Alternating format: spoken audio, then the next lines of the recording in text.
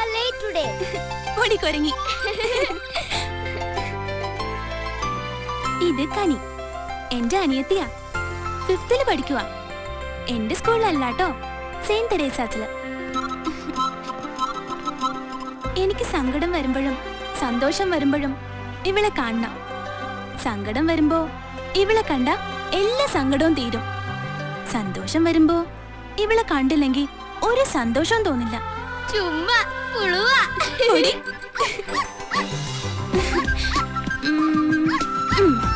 ഒറ്റക്കിരുന്ന് മോൾക്ക് ബോറടിച്ചോടാ. ഇതെന്റെ ഗോൾഡിക്കുട്ടി. കനി കഴിഞ്ഞ പിന്നെ എനിക്ക് ഏറ്റവും ഇഷ്ടം ഇവളെയാ. സ്കൂളിൽ പോകുമ്പോ ഇവളെ താഴെ നാരായണൻകുട്ടിയേട്ടന്റെ അടുത്താക്കും. ഇപ്പൊ കനി കൊണ്ടുവന്നതാ.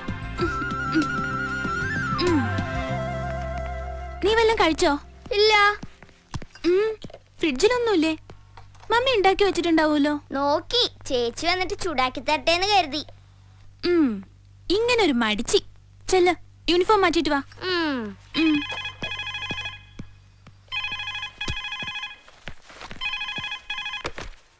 ഹലോ നിധി, മമ്മിയാണ്.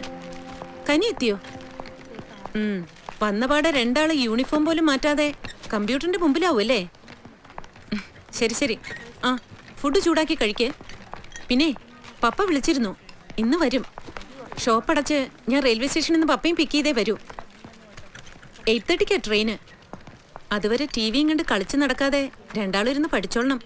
ഓക്കെ, മമ്മി വെക്കുക. ഷോപ്പിൽ നല്ല തിരക്ക്. ശരി മമ്മി. അതാ ഞങ്ങളുടെ മമ്മി. മമ്മിക്ക് എപ്പോഴും തിരക്കാ. സിറ്റിയില് 2 ഷോപ്പുണ്ട്. രാവിലെ പോയാല് രാത്രി 8 മണിക്ക് ഷോപ്പ് അടച്ചിട്ടേ വരൂ. എന്നാലും ഞങ്ങളുടെ എല്ലാ കാര്യങ്ങളും മമ്മി നന്നായി ശ്രദ്ധിക്കും. ഞങ്ങളെ വലിയ ഇഷ്ടാ. എല്ലാ മമ്മിമാർക്കും മക്കളെ ഇഷ്ടായിരിക്കും. പക്ഷെ ഞങ്ങളുടെ മമ്മിക്ക് ഞങ്ങള് 100 ഇരട്ടി ഇഷ്ടവാ.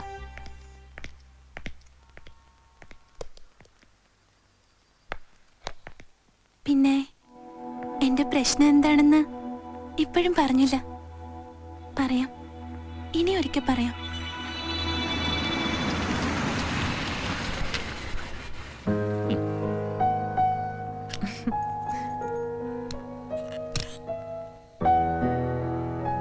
ഹലോ. ഹായ് പപ്പ. നിധിമോളെവിടെ? ചേച്ചി ഡ്രോയിങ്ങിലാ. എങ്ങനെയുണ്ട് നമ്മുടെ പഠിപ്പൊക്കെ? നമ്മുടെ പഠിപ്പൊക്കെ അടിപൊളി. ചേച്ചിയുടെ കാര്യം എനിക്കറിയില്ല. കണ്ടോ, വെറുതെ അല്ലേ ഇവള് പാരയാണെന്ന് നിധി പറയുന്നത് അല്ലേ? ഏയ്, എന്തു പറ്റി മോക്ക്? മുഖം ആകെ വാടിയിരിക്കുന്നു. സുഖമല്ലേ? ഒന്നുമില്ല. അല്ലല്ല, എന്തോ ഉണ്ട്. അതൊന്ന് ഞാൻ ഒരാഴ്ച കഴിഞ്ഞു കാണുന്നുണ്ടേ ആവോ? അത്രേ ഉള്ളൂ, അല്ലാതെ അവൾക്ക് അസുഖമൊന്നുമില്ല. ഓക്കെ. ആ, രണ്ടാൾക്കും പപ്പയുടെ വക ഒരു സർപ്രൈസ് ഉണ്ട്. ഡ്രസ്സാ? എക്സാക്ട്ലി. എല്ലാ ആഴ്ചയും വരുമ്പോ ഓരോന്നിങ്ങനെ വാങ്ങി കൊടുക്കണോ? സാലറി മുഴുവൻ സ്പെൻഡ് ചെയ്ത് തീർന്നാലേ മോഹന് സമാധാനാവുള്ളൂ. തന്നെ പോലെ വരവ് ചെലവ് കൃത്യമായി നോക്കി ജീവിക്കാനേ ഞാൻ ബിസിനസ്സുകാരനൊന്നുമല്ല. അല്ല മക്കളെ? Wow, cute. മോക്ക് ഇഷ്ടപ്പെട്ടോ? ഗുഡ്. പപ്പയുടെ ലിറ്റിൽ ഏഞ്ചൽസ് ഒരു കാര്യം ചെയ്യും. വേഗം ഈ ഡ്രസ് ഇട്ട് റെഡിയായി വാ. പപ്പ ഒന്ന് കാണട്ടെ. എന്നിട്ട് നമ്മൾ പുറത്തു പോകുന്നു ഡിന്നറിന്. അപ്പോഴേക്കും പപ്പയെ ഒന്ന് ഫ്രഷ് ആവാം. ഞാനും. വേഗം വേണം, എനിക്ക് ഭയങ്കര വിശപ്പ്.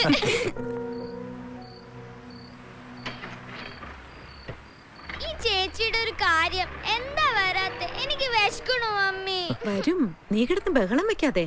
ഒന്ന് ഡ്രസ് ചെയ്യാൻ ഇത്ര നേരം? ഞാൻ എത്ര പെട്ടെന്ന് റെഡിയായി.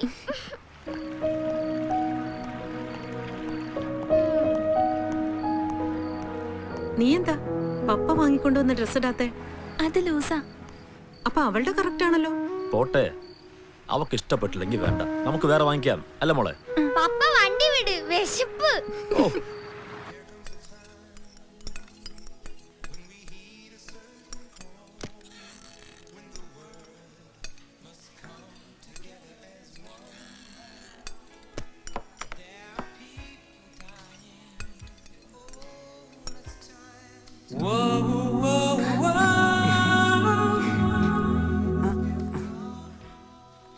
ആരാ അത്? സ്കൂൾമേറ്റാ. വേണമെങ്കിൽ പോയി സംസാരിച്ചോളൂ. ഇല്ല, വേണ്ട. ഇറ്റ്സ് ഓക്കെ, ചെല്ല്. മമ്മി വേഗം ഓർഡർ ചെയ്യ്, എനിക്ക് വിശക്കണു. എനിക്കിത് മതി. ഹലോ, ഇത് നിധി. ഹായ്. ഹായ്. എന്റെ സ്കൂളിലാ. ബോയ്സ് സ്കൂളിലോ? അല്ലല്ല, വേറെ സ്കൂളില്. എന്റെ ഫ്രണ്ടാ. ഫ്രണ്ട് എന്ന് പറഞ്ഞോ? ഫ്രണ്ട്. ഇതിന്റെ ചേച്ചി അനിത പണിക്കർ, ഇന്ത്യ വിഷനിലെ പ്രൊഡ്യൂസറാ. ഞാൻ കണ്ടിട്ടുണ്ട് പ്രോഗ്രാം. ഇത് രമേശ് ചേട്ടൻ, ഇന്ത്യ വിഷനിൽ തന്നെയാ. ഹലോ. ഹലോ. ചേച്ചിയുടെ ഫ്രണ്ട്. ഇതെന്റെ പാരന്റ്സ്. ഹലോ. ഹലോ. ആ, ഓക്കെ ബൈ.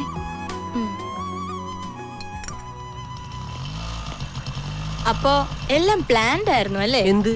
രമേശ് ഗ്രാൻഡി പോവാന്ന് പറഞ്ഞിട്ടും നീ അല്ലേടാ കുട്ട ആ റെസ്റ്റോറന്റിൽ നിന്ന് തന്നെ ഫുഡ് കഴിക്കാൻ നിർബന്ധം അതുകൊണ്ട് പിടിച്ചത്? നല്ല ഫുഡ് കഴിക്കാൻ പറ്റിയില്ലേ?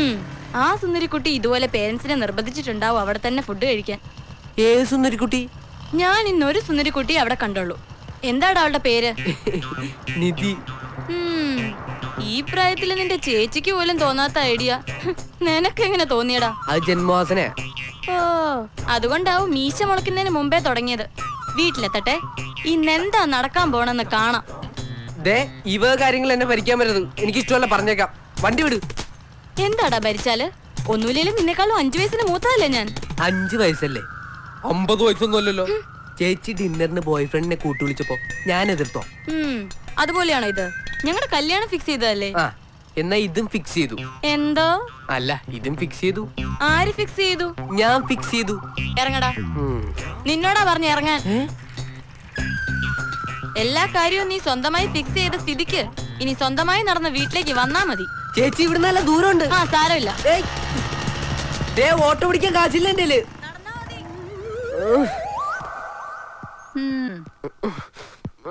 എന്താ സന്ദീപ് ഇത്?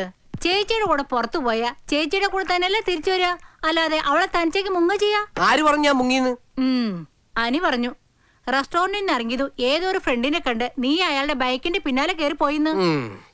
2 കിലോമീറ്റർ എന്നെ നടത്തിയതും പോരാ. 2 കിലോമീറ്റർ ഇല്ല, കഷ്ടി 1 ഫർലോങ് കാണും. 1 ഫർലോങ് ഞാൻ കാണിച്ചു തരാം. കുറെ നാളായി തുടങ്ങിയിട്ടത്. എങ്ങോട്ടാ വിളിക്കുന്നത്? പോലീസ് സ്റ്റേഷനിലേക്കാ? അല്ല, ഖത്തറിലേക്ക്. മര്യാദക്ക് അച്ഛൻ്റെ അമ്മയുടെ കൂടെ അവിടെ കഴിഞ്ഞിരുന്ന എന്നെ കൂട്ടിനെന്ന് പറഞ്ഞ് ഇങ്ങോട്ട് വിളിച്ചോണ്ടെന്ന് ചേച്ചി പീഡിപ്പിക്കുകയാണെന്ന് അവരും കൂടെ അറിഞ്ഞോട്ടെ. ആ, അച്ഛനെ അമ്മ വിളിക്കുമ്പോ എന്തിനാ മോനെ ഞാൻ വഴിയിലിറക്കി വിട്ടേന്നും കൂടി ഒന്ന് പറഞ്ഞേക്കണം. മോന് ബുദ്ധിമുട്ടാണെങ്കിൽ ചേച്ചി പറഞ്ഞോളാം. എന്താ വിളിക്കുന്നില്ലേ? പിന്നെ വിളിച്ചോളാം. എന്താ ഇനി ഇത്? നീ ഇവനെ ഇറക്കി വിട്ടാണോ അതോ ഇവൻ മുങ്ങിയതാണോ? രണ്ടും അല്ല അച്ഛമ്മേ. വരുന്ന വഴിക്ക് അച്ഛമ്മയുടെ പുന്നാര മോനെ ഒരു വലിയ നിധി കിട്ടി. നിധിയോ? ആ, അത് അച്ഛമ്മേ എന്റെ ഒരു കൂട്ടുകാരന്റെ കാര്യാ. അവന്റെ വീട്ടിൽ കിണറ് കുത്തിയപ്പോ ഒരു വലിയ നിധി കിട്ടിത്രേ. ആ, കൂട്ടുകാരനെന്ന് പറഞ്ഞപ്പോ ഞാനന്ന് ചേച്ചി കേട്ടതാ. അത് ചേച്ചിക്ക് ഈടായിട്ട് ചെവിക്ക് എന്തോ തകരാറുണ്ട്. നാളെ നമുക്ക് ഡോക്ടറെ കാണാട്ടാ. വേണ്ട വേണ്ടടാ ചക്കരെ. എന്താന്നറിയില്ല, ചിലപ്പോ എനിക്ക് ചേച്ചിയോട് ഭയങ്കര സ്നേഹം വരും. ഈ കുട്ടികളുടെ ഒരു കാര്യം. ചെന്ന് കിടന്ന് ഉറങ്ങാൻ നോക്ക്, നേരം പാതിരാത്രിയായി. അതെ, ഉറങ്ങേണ്ട സമയത്ത് കൃത്യമായിട്ട് ഉറങ്ങിയ ചേച്ചിയുടെ ചെവിയുടെ തകരാറ് മാറും, തലയുടെയും. അപ്പൊ പോയി കിടന്ന് ഉറങ്ങി ചക്കരെ. Good night. മാനുവലേ, ഞങ്ങൾ ഇതിലൊക്കെ വീഴുന്ന പ്രായം കഴിഞ്ഞു. ദേവിയത് ഞങ്ങളെ വെറുതെ വിട്. ഓ, നിങ്ങളുടെ കൂടെ നടന്നാലേ എന്റെ ചെറുപ്പം പോവും. Hello GB. ഹായ്. ഹായ് മോളെ, പതുക്കെ. ദൂരെ നിന്ന് ജിബി ഓടി വരണ കണ്ടാൽ ഒറ്റ നോട്ടത്തിൽ PT ഉഷ അല്ലെങ്കിൽ ഷൈനി അബ്രാം ആണെന്നേ തോന്നുന്നു. എന്റെ അങ്കിളെ, എത്രാമത്തെ തവണ അങ്കിൾ ഇത് എന്നോട് പറയണേന്ന് അറിയോ? ആണോ? എങ്കിൽ ഞാൻ വിട്ടു.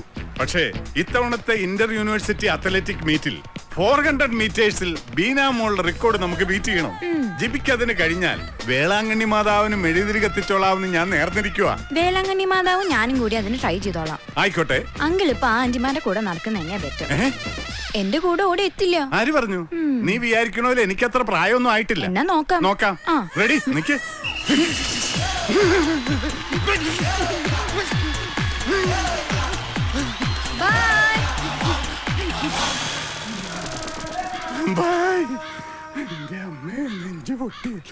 ഇനി എന്റെ ഫ്ലാറ്റിന്റെ പരിസരത്ത് എങ്ങാനും കാലുകുത്തിയ ചവിട്ടി എല്ലൊടിക്കുന്ന പറഞ്ഞായിരുന്നു മാനുവലിനോട്. ശരി സാർ.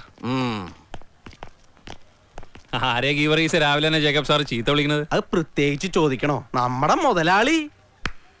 ഇന്നലെ നമ്മുടെ ഈ മുതലാളിയെ ആ ജേക്കബ് സാറിന്റെ വീട്ടിൽ പുതുതായി വന്ന വേലക്കാരിയെ അടുക്കളയിൽ ചെന്ന് പരിചയപ്പെട്ടു. ഇതിപ്പോ ഒരു പുതിയ ന്യൂസ് ആണോ? ഏത് ഫ്ലാറ്റിലെ വേലക്കാരിനെയാണ് പുള്ളി പരിചയപ്പെടാത്തത്? ഒരു ദിവസം ഞാൻ ഈ മനുഷ്യനെ വല്ല എലി ഭക്ഷണം കൊടുത്ത് കൊല്ലും എന്ന് ഞാൻ ഇയാളുടെ കൂടെ കൂടിയോ അന്ന് കേൾക്കാൻ തുടങ്ങിയതാ ഇങ്ങനെ ഓരോ പരാതി. പിന്നെ ഒരു ഗുണമുണ്ട്, എല്ലാവർക്കും ഒരൊറ്റ പരാതി അങ്ങേരെ കുറിച്ചുള്ളൂ. അങ്ങേർക്കോ നാണല്ല, എന്നാ കൂടെ ഒരുത്തൻ താമസിക്കുന്നുണ്ട്, അവന് തല ഉയർത്തി പുറത്ത് കിടക്കേണ്ടതാന്നൊരു വിചാരം അതുമില്ല. ഇതൊന്നും മാനുവൽ അങ്കിളിന്റെ കുറ്റമല്ല ഗീവർഗീസേ. മാസാമാസം ഇഷ്ടം പോലെ കാശ് അയച്ചു തരാൻ അമേരിക്കയിൽ നേഴ്സായ ഒരു ഭാര്യ ഉണ്ടെങ്കിൽ നീയും ഇതുപോലെ അടിച്ചു പൊളിച്ച് നടക്കും. ദാ ഇതും ആരോ എന്റെ തന്തയ്ക്ക് വിളിക്കാൻ വേണ്ടി വിളിക്കണതാ. ദാ വരുന്നു. ഹലോ, എന്റെ പൊന്ന് സെക്രട്ടറി സാറേ, എന്റെ മുതലാളി കാണിച്ച തോന്നിവാസത്തിന് എന്റെ തന്തയ്ക്ക് വിളിച്ചിട്ട് എന്താ കാര്യം? സാറ് കുറച്ചുകൂടി കഴിഞ്ഞിട്ട് വിളിക്ക്. മാനുവൽ സാർ അപ്പോഴേക്ക് എത്തും. അപ്പൊ തന്തയ്ക്ക് നേരിട്ട് വിളിക്കാലോ. ആ വലിയ ഉപകാരം സാർ. ശരി. ഇപ്പൊ എങ്ങനെയുണ്ട്? ജേക്കബ് സാറിന്റെ കംപ്ലൈന്റ് അസോസിയേഷനിൽ എത്തി. എന്താ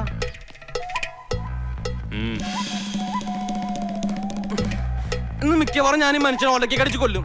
ഇല്ല ഞാൻ വല്ല ട്രെയിനിൽ തലവെക്കും. കുറച്ചു നാളായി നിന്നെ ഞാൻ നോട്ടമിട്ടിട്ട്.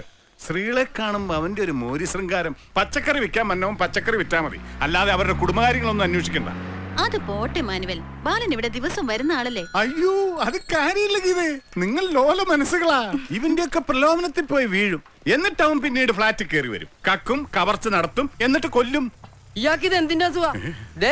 പെണ്ണുങ്ങളുടെ മുമ്പിൽ വെച്ച് എന്നെ കൊണ്ട് മറ്റേ വർത്താനം പറയിപ്പിക്കരുത്. അയ്യോ എന്റെ ബാല, ഞാനൊരു തമാശ പറഞ്ഞതല്ലേ. സ്ത്രീകളോട് നമ്മൾ ബഹുമാനം കാണിക്കണ്ടേ? നീ ഒരു കാര്യം ചെയ്യ്, ഇതിലെല്ലാ ഐറ്റംസും 2 കിലോ വീതം ഇവർക്ക് 3 പേർക്കും കൊടുത്തേരെ. കാശ് ചോദിക്കട്ടാ, ഞാൻ തന്നോളാം. പൈസ ഞങ്ങൾ കൊടുത്തോളാം, മാനുവൽ ബുദ്ധിമുട്ടണമെന്നില്ല. ശകുന്തളെ, അല്ല എന്താ ഉദ്ദേശം? എന്താ ഇതിന്റെ ഉദ്ദേശം? ഞാൻ പച്ചക്കറി വാങ്ങിക്കുന്നു, നീയല്ലേ പറഞ്ഞു ഉച്ചക്ക് സാമ്പാർ ഉണ്ടാക്കാന്ന്. സാമ്പാറല്ല, സൂപ്പാ ഞാൻ വെക്കാ. വെജിറ്റബിൾ സൂപ്പാ? ഇങ്ങോട്ട് വന്നേ. എന്നടാ? ഇങ്ങോട്ട് വാ പറയാം. ഫ്ലാറ്റിലേക്ക് കിടക്ക. ഞാനിപ്പോ അങ്ങോട്ട് വന്നിട്ട് എന്തിനാ? രാവിലെ തന്നെ കുളിച്ച് റെഡിയായി ഓഫീസിൽ പോകാനൊന്നുമില്ലല്ലോ. നീ പോയൊരു സുലൈമാനി ഇട്ടുണ്ട് വാടാ. സുലൈമാനി ബ്രേക്ക്ഫാസ്റ്റ് ഒന്നും ഇല്ല.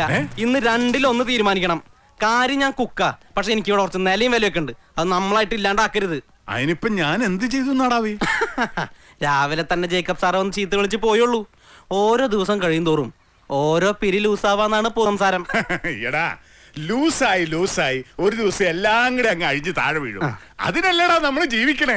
ഇങ്ങനെ ഒരു മരമുണ്ട് അല്ല നാരായണൻകുട്ടി? ആ 7A-യിൽ തടിച്ച് വെളുത്ത് നല്ല പച്ച ചിരിയുമായ ഒരു പെങ്കൊച്ചിന് 3-4 ദിവസമായിട്ട് കാണുന്നുണ്ടല്ലോ. അത് നമ്മുടെ KPR-ന്റെ ആരെങ്കിലും ആണോ? സോറി സർ, ഞാൻ ഈ സ്ത്രീകളുടെ കാര്യങ്ങൾ അന്വേഷിക്കാറില്ല. ഓ നീ എനിക്കിട്ടൊന്ന് താങ്ങ് കൊടുക്കേണ്ടതാണെങ്കിൽ താങ്ങണം അല്ലേ നാരായണൻകുട്ടി? അത് ഞാൻ പറഞ്ഞില്ല.